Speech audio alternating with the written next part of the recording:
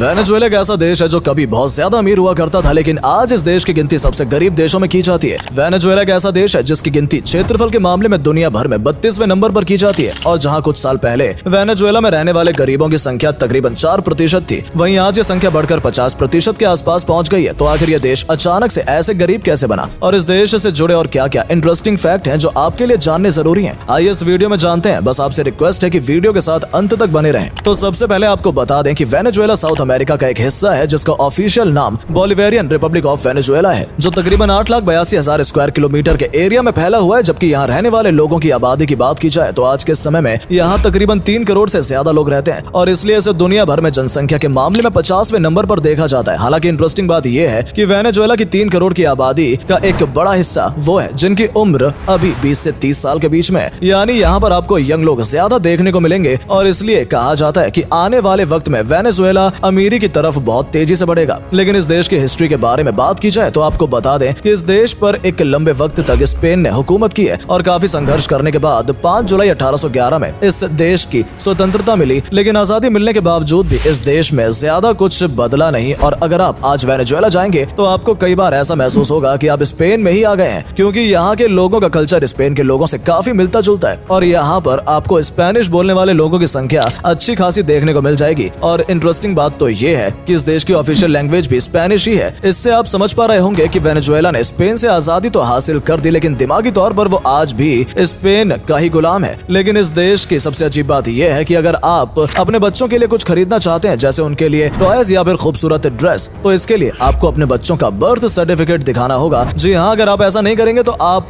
कुछ भी नहीं खरीद पाएंगे। इसलिए जिस तरह से आमतौर पर बाकी लोग अपने वॉलेट में लाइसेंस या आईडी कार्ड रखते हैं, ठीक उसी तरह से वेनेजुएला के लोग अपने वॉलेट में अपने बच्चों का बर्थ सर्टिफिकेट भी रखते हैं। आपको बता दें कि वेनेजुएला की महिलाओं को दुनिया भर में सबसे ज्यादा खूबसूरत माना जाता है, और इस बात का अंदाजा हम इस तरह से भी लगा सकते हैं कि वेनेजुएला की महिलाओं ने 6 बार मिस यूनिवर्स का खिताब जीता है, और इतना ही नहीं बल्कि यहाँ की महिलाएं 5 बार मिस वर्ल्ड भी बन चुकी हैं। बल्कि वेनेजुएला की रहने वाली एक महिला जिनके 7 बच्चे थे वो भी मिस यूनिवर्स बन चुकी हैं। इससे आप समझ पा रहे होंगे कि वेनेजुएला की महिलाएं कितनी खूबसूरत होती हैं। इसके अलावा वेनेजुएला काफी खूबसूरत देश भी है, और अगर आप यहाँ घूमने फिरने के इरादे से जाना चाहते हैं तो आपको बता दें कि वेनेजुएला देश के अंदर एंजल वाटरफॉल नाम की एक जगह मौजूद है, जिसे दुनिया का सबसे ऊंचा वाटरफॉल भी कहा जाता है, जो वेनेजुएला के कनीमा नेशनल पार्क में मौजूद है। अब हैरानी की बात यह है कि इसकी ऊंचाई 990 मीटर है, और इतनी ऊंचाई से जब पानी नीचे गिरता है तो यकीनन दिखने में बहुत ही खूबसूरत नजर आता है, और इसलिए इस जगह पर भी टूरिस्ट की संख्या अच्छी खासी आपको देखने को मिल जाएगी, क्योंकि ये जगह चारों तरफ से पेड़ पौधों से घिरी हुई है। और यहाँ आपको कुछ ऐसे जानवर भी देखने को मिल जाएंगे जिनके बारे में आपने ना तो पहले कभी सुना होगा और ना ही कभी पहले देखा होगा। इसके अलावा वेनेजुएला में मनाए जाने वाले क्रिसमस की भी काफी चर्चा की जाती है। आपको बता दें कि क्रिसमस वाले दिन यहाँ पर सुबह के वक्त प्रेयर की जाती है, जो प्रेयर करने के लिए लोगों को अपने घर से स्केटिंग करते हुए या फिर पैदल चलते हुए जाना पड़ता है, क्योंकि यहाँ की गवर्नमेंट क्रिसमस वाले दिन दोपहर 12 बजे तक गाड़ी चलाने पर रोक लगा देती है। और वो लोग ऐसा इसलिए करते हैं ताकि लोग क्रिसमस को और भी अच्छे से एंजॉय कर सकें और एक दूसरे के साथ वक्त गुजार कर एक दूसरे के रिश्ते को मजबूत कर सकें। लेकिन यहाँ की खूबसूरत महिलाओं और वादियों की वजह से आपको ये गलत फहमी नहीं पालनी है कि ये देश भी काफी अच्छा है, क्योंकि एक समय था जब इस देश को बहुत अच्छा माना जाता था, लेकिन आज इसे सबसे सुरक्षित देशों में गिना जाता है, क्योंकि यहाँ पर आए दिन दंगे फसाद होते रहते हैं, और यहाँ बढ़ती बेरोजगारी इसका सबसे बड़ा कारण है। एक रिपोर्ट की माने तो वेनेजुएला के अंदर तकरीबन 35% से ज्यादा युवा बेरोजगार हैं, और जब इन लोगों को अपनी पसंद की नौकरी नहीं मिल पाती या फिर अपनी पसंद की तनख्वाह नहीं मिल पाती तो ये सरकार के खिलाफ हड़ताल करना शुरू कर देते हैं, और कई बार इस एक्शन का रिएक्शन इस पूरे देश को झेलना पड़ जाता है। हालांकि वीडियो में हमने आपको बताया था कि यहाँ पर युवाओं की संख्या ज्यादा है, इसलिए देश आने वाले वक्त में तरक्की कर सकता है। लेकिन अभी की सिचुएशन देखी जाए तो यहाँ के युवा अपने करियर के बारे में सोचने की जगह अपने गर्लफ्रेंड या बॉयफ्रेंड के बारे में ज्यादा सोचते हैं। यहाँ आपको बहुत कम उम्र के लोगों के भी गर्लफ्रेंड बॉयफ्रेंड नजर आ जाएंगे, और शाम होती वेनेजुएला का पूरा माहौल काफी रोमांटिक हो जाता है, और इसलिए वेनेजुएला के कई शहर को सिटी ऑफ रोमांस भी कहा जाता है। अब जाहिर सी बात है कि जब पूरा देश रोमांस ही करेगा तो आखिर पैसा कौन कमाएगा। जबकि वेनेजुएला देश की एक अजीब बात यह भी है कि यहाँ पर 14 साल का लड़का शादी के लायक हो जाता है, और 16 साल की लड़की भी लीगल तरीके से शादी की उम्र की हो जाती है। और यहाँ एक तरह से ये चाइल्ड मैरिज जो बहुत से देश में गैर कानूनी है, इस देश में पूरी तरह से लीगल है। वहीं इस देश की एक अजीब बात ये भी है कि जब इस देश में इलेक्शन होते हैं तो इलेक्शन से तकरीबन 21 घंटे पहले यहाँ शराब पूरी तरह से बंद कर दी जाती है, ताकि लोग होने वाले इलेक्शन को सीरियस ले सकें। और अगर आपको ये सब बातें थोड़ी अजीब लग रही हैं तो आपको बता दें कि वेनेजुएला के अंदर 28 स्टेट हैं, और हैरानी की बात यह है कि ये सभी स्टेट एक दूसरे से पूरी तरह से अलग हैं। यानी कि आप एक स्टेट से दूसरे स्टेट जाएंगे तो आपको ऐसा लगेगा कि जैसे आप किसी दूसरी कंट्री में आ गए। लेकिन जो चीज चीज आपको वेनेजुएला देश के अंदर हर स्टेट में नजर आएगी वो है यहाँ की गरीबी और बेरोजगारी, जो कब दंगे फसाद का रूप ले लेती है किसी को पता नहीं लगता। इसलिए टूरिस्ट इस जगह पर आते तो हैं, लेकिन अपनी पूरी सेफ्टी के साथ ही इस जगह पर आते हैं। हालांकि ये गरीब देश जरूर है, लेकिन इस देश के पास अमीर बनने के कई रिसोर्सेज मौजूद हैं, जिसमें सबसे बड़ा सोर्स यहाँ मिलने वाला पेट्रोल है। जी हाँ, यहाँ मिलने वाले पेट्रोल का तकरीबन 80% हिस्सा